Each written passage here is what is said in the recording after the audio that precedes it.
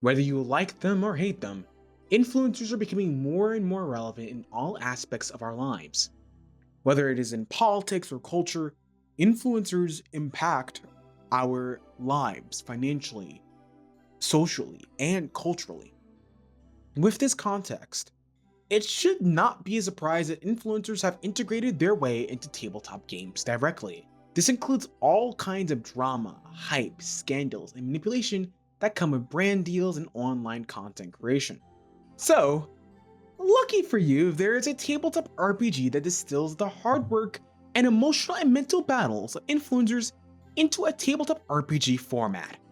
That game is Gaslight Gatekeep Girlboss. So we'll discuss what this game is about, its mechanics, and how those mechanics affect the burgeoning new influencer culture and economy that we exist in and that the game exists in.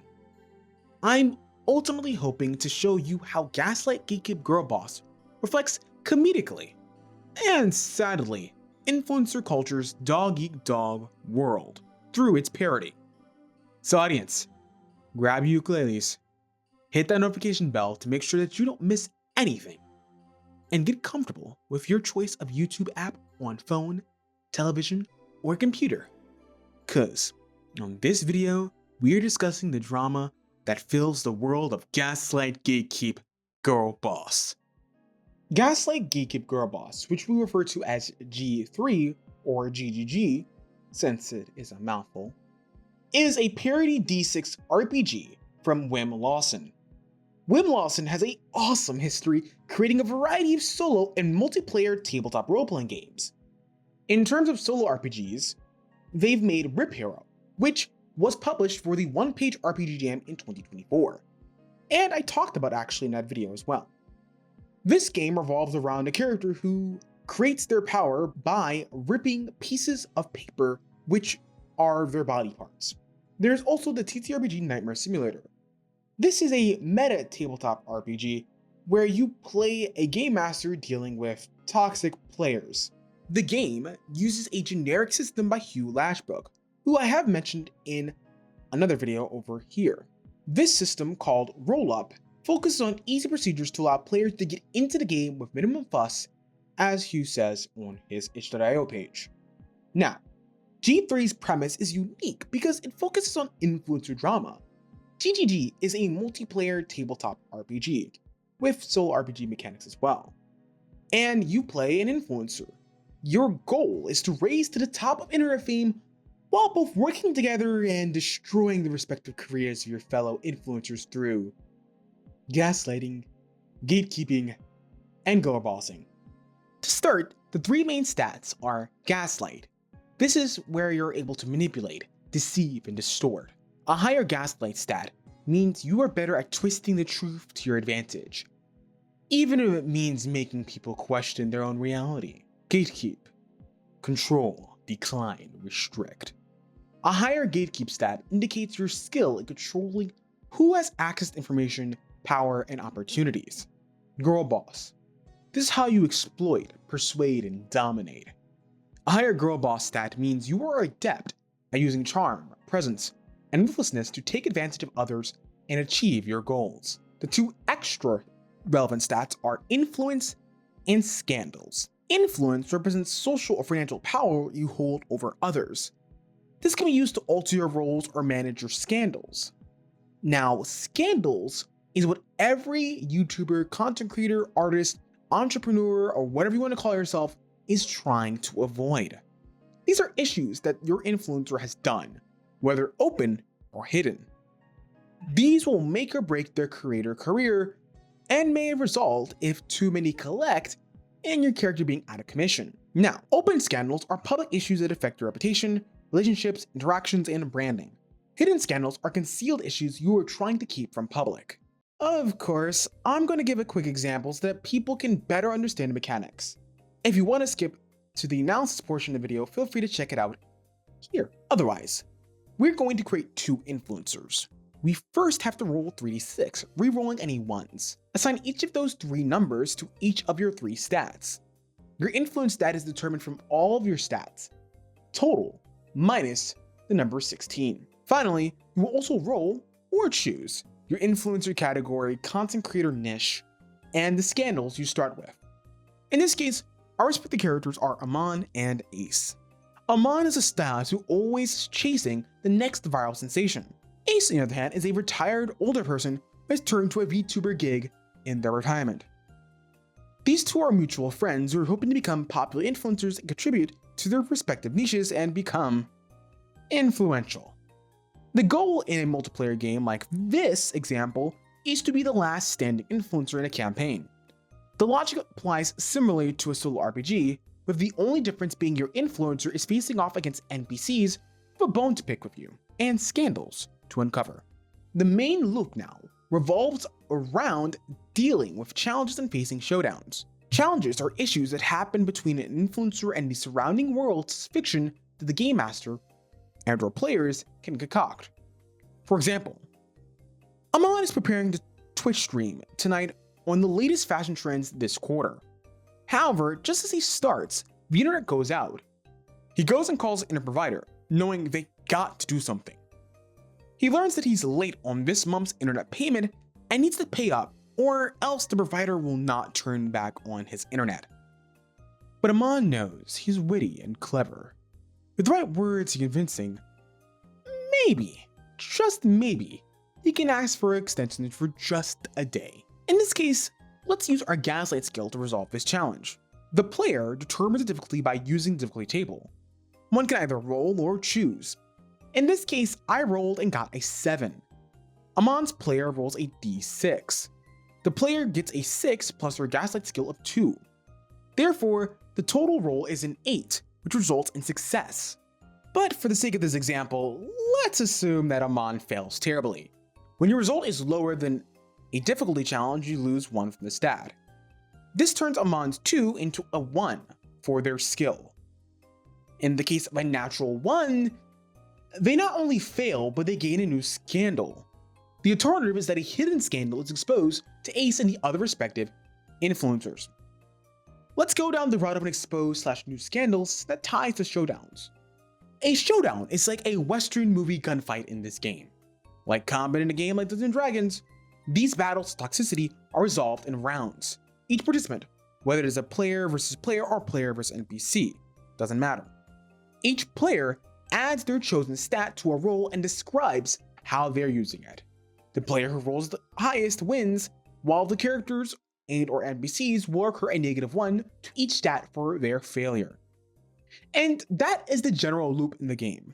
You can see how the push and pull of balancing your scandals and stats comes into long-form play. What I find most interesting about this game is how deeply tied, obviously it is, to influencer culture, and what it has to say about it, from its mechanics and from its parody. So to start, let's talk about what is influencer culture.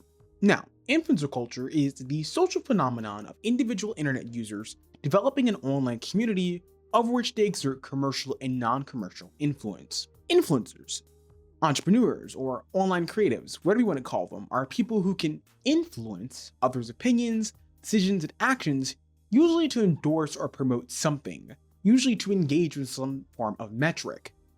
This is in part due to how influencers usually create authenticity to sell a particular lifestyle, culture, or in the modern era, a product. Now, this phenomenon has existed for all of human history.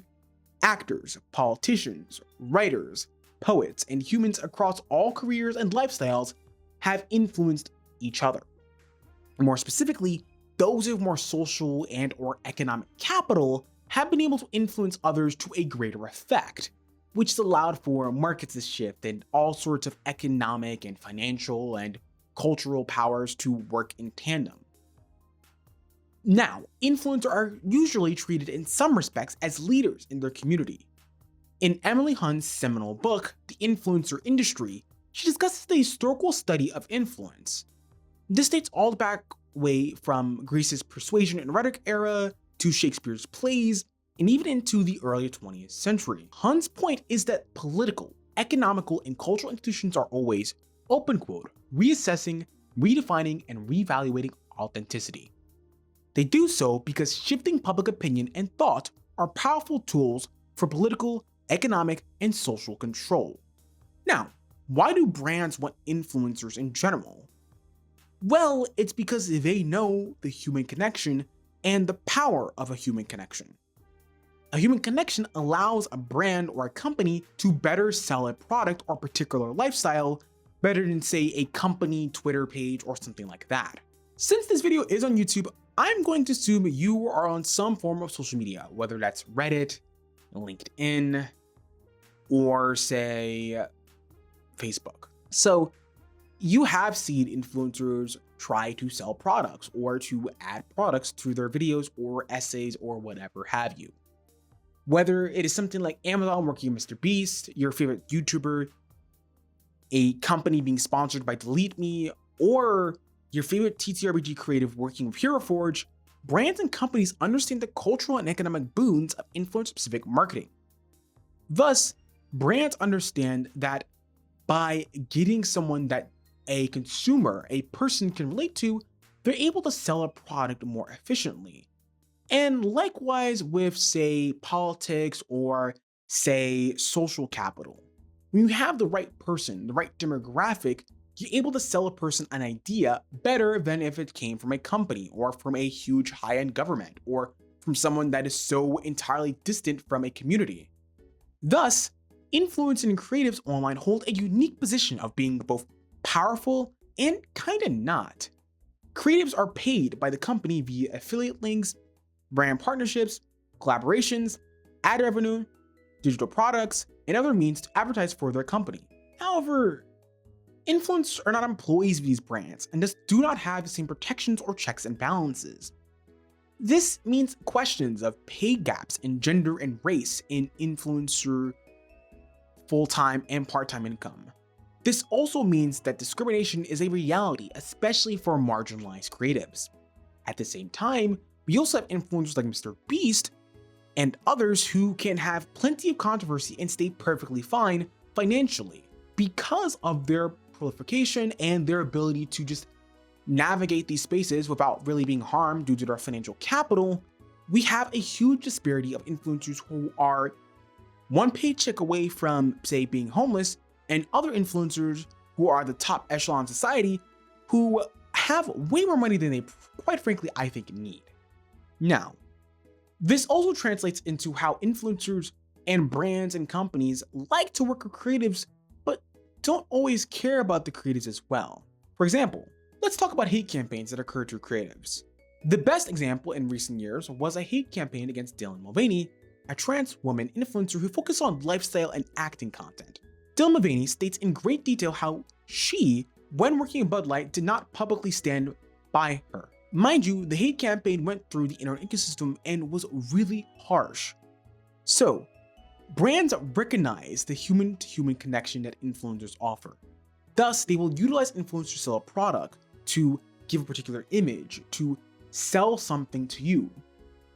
These companies and brands aren't trying to build a community, but are trying to sell a product, to chase an algorithmic point, and are all competing for attention. Likewise, influencers are stuck in the middle of that. They are trying to take your attention or try to grab your attention, rather than, say, craft art. And unfortunately, anyone and everyone who makes some form of art on the internet is kind of having to deal with that. So as you can see, when you are a small creative influencer or whatnot, there is this sense of dread, this sense of foreboding. You have to constantly stay relevant. You have to constantly keep creating new art, creating new content for the algorithm, or else you won't get the brand deals you need, won't be able to pay your bills. It is a constant rat race of competing against each other and trying to avoid controversy and scandals. And if you are a influencer who doesn't have, say, the massive, influence, say, Mr. Beast, or some sort of right-wing grifter, or someone who has a lot of money to just throw away, then you are in a precarious situation. Thus, this deep fear of chasing brand deals, avoiding scandals, and hiding behind fans is how Gaslight Gatekeep Girlboss reflects the messy and dreary world influencers into a more comedic tone. In a multiplayer game, the PvP mechanics emphasize the harsh comedic reality the game lives in.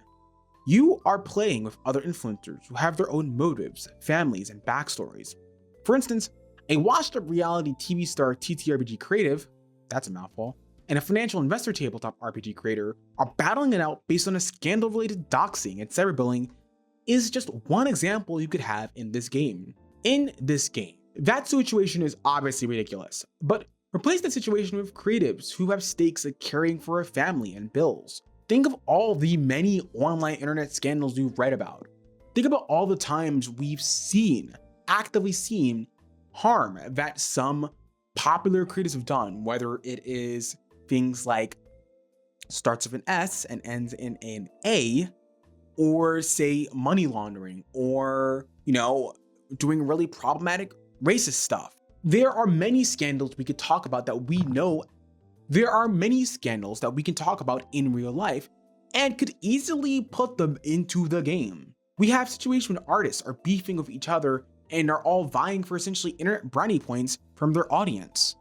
We have creatives trying to fight for attention over an attention economy that, honestly, the only people that really benefit from are the most wealthy people who own, say, YouTube or Facebook or Instagram or Snapchat or BeReal.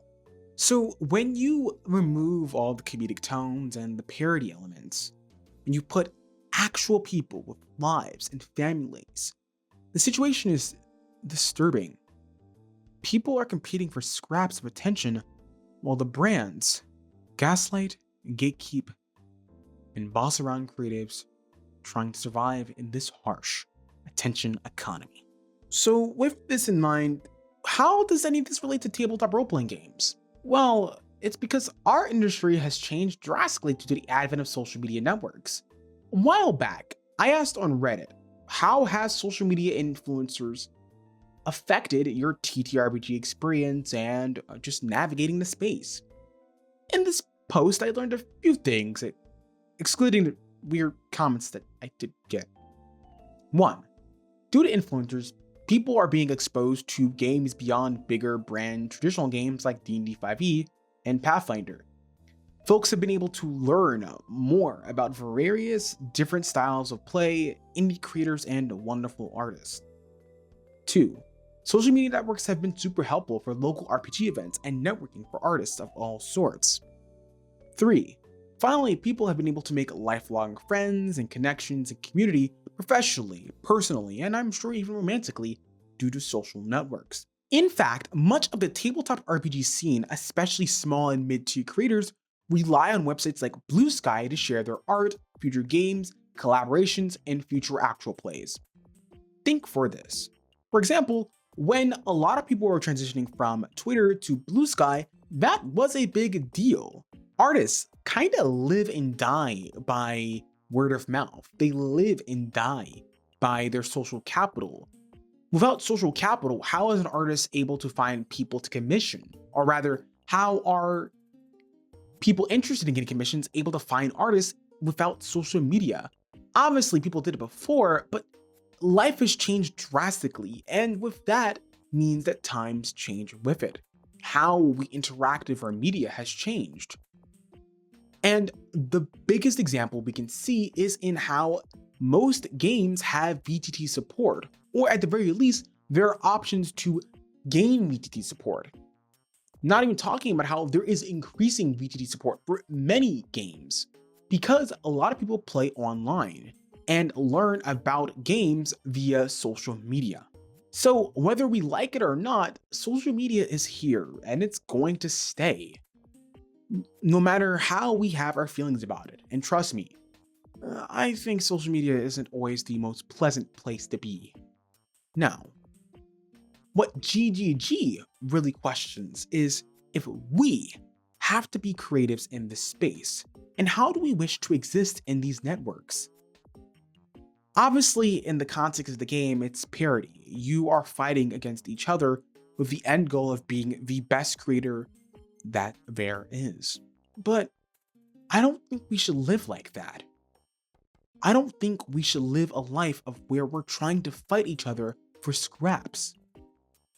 It's because through its parody, we know through play and experience for some that we can do better for others rather than push people down. And Gaslight Gatekeep Girlboss inspired me in two ways while playing through it. One, I want to use my influence to contribute to movements, organizations, and people that I want to help thrive. The reality is, there is a lot of people who listen to others through the influence of their content and art. Your impact means something, especially if you have a huge platform. So I would say use it. For instance, I think it's paramount that people should use their platform to remove misinformation, to try to be a positive influence, and to try to make it so that creation and creativity is easier for the future generation. Give people in your audience an actionable steps to do more, beyond just like a button or to share the video. Create a fundraiser, join a mutual aid, support a local business. I personally always recommend starting small and being specific when possible. Secondly, intentional word of mouth is important to growth. Whether you are an artist, game designer, podcaster, or VTuber, most of us are calling out into a void. Most small creatives and artists are competing for attention. So word of mouth is essential. And I also think having a cheery attitude as you go into it is necessary, knowing that you're probably going to be speaking out to a void, but there is an audience. There are going to be people that want to listen to you. And I do think there are quote unquote better ways to become more influential in a way that isn't harmful and rather in a way that is supportive, kind, and deeply community oriented. In the end, Gaslight Gatekeep Girlboss is a good, hearty, fun take at the world of influencers and influencer-specific drama. It is ridiculous and over the top. Yet, as you dive deeper and play the game longer, you realize the comedy is not inherently from the direct source material. The humor is not from particularly clever writing either. The writing is matter of fact about the mechanics, and there isn't much art aside from the cover page, which, mind you, is very beautiful and sinister. Now, the humor is in how players create these ridiculous situations. It is in laughing at how wild these emotional battles can get. There's something entertaining and funny about watching influencers struggle to make it to the top. It's funny because while it's parody, there is something deeply real about the situation your influencer is in. It's cathartic, and deep inside, you know, you wouldn't want to be in that position, fighting for scraps, fighting for brand deals. Who would want that anyway? Now, Gaslight Gatekeep Girlboss is a reminder that we have a responsibility for fostering community. There's a space for all of us, and I think that work is done by contributing and giving our attention and money to structures that do the work where brands cannot and won't. When you do find that person or organization, you're going to influence others to create their own work. And who knows, it might be folks need become influential. Or I could be talking right out of my ass and none of that actually means anything. But what do you think? Let me know down below in the comment section on your thoughts on Gaslight Gatekeep Girlboss. Finally, if you want to support this creative, Wym Lawson, feel free to and make sure to rate the game on itch.io and leave a comment. Finally, special shout out to my Patreon supporters, Harrison Parker and Paul Volpe for your continued support. And you too can support my Patreon over at patreon.com/blurdydisposition. And if you want to do a one-time donation, you can also check out my Ko-fi, which is ko-fi.com/blurdydisposition. And as always, I'm your average everyday queer influencer, Blurdy Disposition. Hope you all have an awesome day. Ciao.